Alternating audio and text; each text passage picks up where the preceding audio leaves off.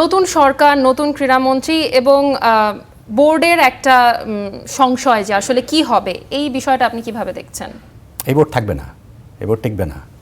কীভাবে টিকবে না সেটা আমি জানি না। সেটা কোর্টের মাধ্যমে হতে পারে, সেইটা হচ্ছে কি পুরো নির্বাচন প্রক্রিয়াটাকে অবৈধ ঘোষণা করা হতে পারে, কিন্তু এই সরকারের সময় এই ক্রিকেট বোর্ড টিকবে না।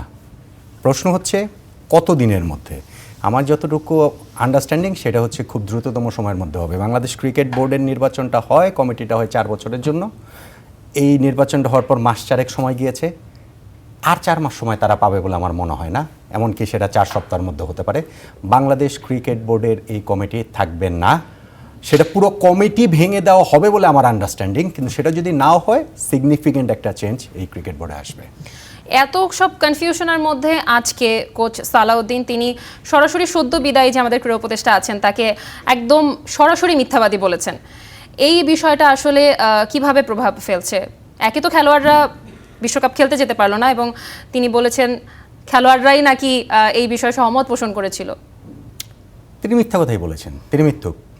এবং বাংলাদেশ যে টি-20 বিশ্বকাপটা খেলতে পারে নাই, এই পুরোটাই একটা মিথ্যার উপরে দাঁড়িয়ে আছে। আমাদেরকে অফিসিয়ালি যা বলা হয়েছে অলমোস্ট সব মিথ্যা কথা। তাহলে এই যে টি-20 বিশ্বকাপ খেলতে বাংলাদেশ গেল না, এই সিদ্ধান্তটা আসলে কার ছিল? এই সিদ্ধান্ত একটা পলিটিক্যাল সিদ্ধান্ত, এটা কোনো স্পোর্টিং ডিসিশন না। কিন্তু সেই পলিটিক্যাল ডিসিশনটার সঙ্গে বাংলাদেশের যারা ক্রিকেট বোর্ডে আছেন তারা একসঙ্গে মিলেছেন, অ্যালাই করেছেন, এক লাইনে থেকেছেন, সেটা মেনে নিয়েছেন। বাংলাদেশে যদি 12ই ফেব্রুয়ারি জাতীয় নির্বাচন না হতো এবং এক্স্যাক্টলি এই সময়টা যদি বিশ্বকাপ না হতো, বাংলাদেশ টি-20 বিশ্বকাপ খেলতো। আমাদের জাতীয় নির্বাচন যদি 6 মাস পরে হতো কিংবা 6 মাস আগে হতো, বিশ্বকাপ 6 মাস পরে হতো, 6 মাস আগে হতো, বাংলাদেশ বিশ্বকাপ খেলতো।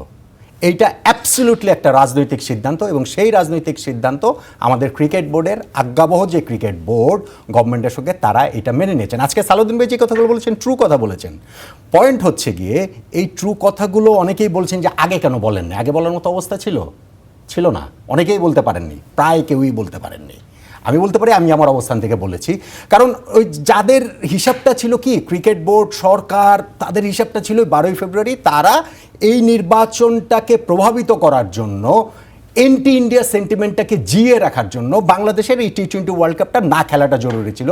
এবং এইখানটাতে পাকিস্তানও, এটা আমি একদম পলিটিক্যাল পর্যায়ে বলছি, আমি এটা একদম আমি এটা বিশ্বাস থেকেই বলছি। সরকার এই সিদ্ধান্তটা কেন নিয়েছে আসলে? এটা তো খেলোয়াড়দের এবং আমাদের ক্রিকেটের একটা ক্ষতি হলো না। ক্রিকেটের, কারণ এটা তো ক্রিকেটের সিদ্ধান্ত হয় নাই, এই সিদ্ধান্তটা হচ্ছে পলিটিক্যাল সিদ্ধান্ত। এন্টি ইন্ডিয়া সেন্টিমেন্টটা যদি জিয়ে রাখা হতো তাহলে ইলেকশন যেটা হয়েছে সেই ইলেকশনে তারা একটা সুবিধা পাবে, সেইটা মাথায় রেখে তারা নিয়েছে। প্রবাবলি সুবিধা পেয়েছো, প্রবাবলি সেই ক্ষেত্রে তারা, আপনি একটা হিসাব ধরেন, আপনি জাস্ট আমি যেটা বললাম যে ওয়ার্ল্ড কাপ আগে পরে হলে সুবিধাটা আসলে কারা পেয়েছে? কোনটায়? এই যে খেলতে গেল না বাংলাদেশ টি-20 ওয়ার্ল্ড কাপ, এখানে সুবিধাটা কার হয়েছে? পলিটিক্যাল সুবিধা হয়েছে। পলিটিক্যালি সুবিধাটা আসলে কারা পেয়েছে? হ্যাঁ, কারা পেয়েছে সেটাই তো আমি বলছি। আজকে যখন এই সালাউদ্দিন ভাই কথাগুলো বলছেন, যারা আজকে সরকার গঠন করেছে, তারা যদি সরকার গঠন না করতো, ধরেন বিএনপির নেতৃত্বাধীন জোট সরকার গঠন করেছে, বিরোধী দলে কারা? জামাতের নেতৃত্বাধীন জোট। ধরেন জামাতের নেতৃত্বাধীন সরকার মানে জোটটা সরকার গঠন করেছে, বিএনপি বিরোধী দলে, আজকে সালাউদ্দিন ভাই কথা বলতে পারতেন? আপনার কি মনে হয় বলতে পারতেন? পারতেন না। প্রশ্নগুলো সহজ আর উত্তর হতো জানা, পারতেন না, কেউই পারতো না। এবং তাদের হিসাবটা ওই রকমই ছিল। সেই কারণে বাংলাদেশের মানুষকে জিম্মি করে, বাংলাদেশ মানুষের আবেগ, ক্রিকেট আবেগকে এই সরকার আসাতে কি তারা কথা বলতে পারছে? আপনি এটাই বলতে চাচ্ছেন? এক্স্যাক্টলি তাই। সেটা যদি না হতো তাহলে কেউ কথা বলতে পারতো না। এবং কথা বলা মাত্র শুরু হয়েছে, আরো অনেক কথা আপনারা শুনবেন। এবং আমি যে বলছি যে পুরোটাই যে মিথ্যার উপরে দাঁড়ানো, এবং বাংলাদেশ ক্রিকেট বোর্ড, এটা আমি পলিটিক্যাল ডিসিশন বলছি, কিন্তু ক্রিকেট বোর্ড এটা দায় এড়াতে পারবে না কেন? ক্রিকেট বোর্ডে 25 জন ডিরেক্টর, একজনও তো প্রতিবাদ করে পদত্যাগ করেন নাই। আপনি কি সালাউদ্দিন ভাইয়ের এই মন্তব্যটাকে পজিটিভলি নিচ্ছেন? আমি বাস্তব হিসাবে নিচ্ছি। সেইটা হচ্ছে কি তিনি অফিসিয়ালি বলেছেন। সালাউদ্দিন ভাই যখন এরকম একটা কথা বলেন সেটা একটা গুরুত্ব আছে, কেননা বাংলাদেশ ক্রিকেট বোর্ডের সঙ্গে চুক্তিভুক্ত একজন, বাংলাদেশ ন্যাশনাল টিমের সঙ্গে সংশ্লিষ্ট একজন প্রথম কেউ স্পিক আউট করলো ফার্স্ট পার্সন হিসেবে। সো এটার একটা গুরুত্ব আছে। এখন অন্যরাও স্পিক আউট করবে বলে আমি মনে করি, এবং আমার দাবিটা প্লেন অ্যান্ড সিম্পল।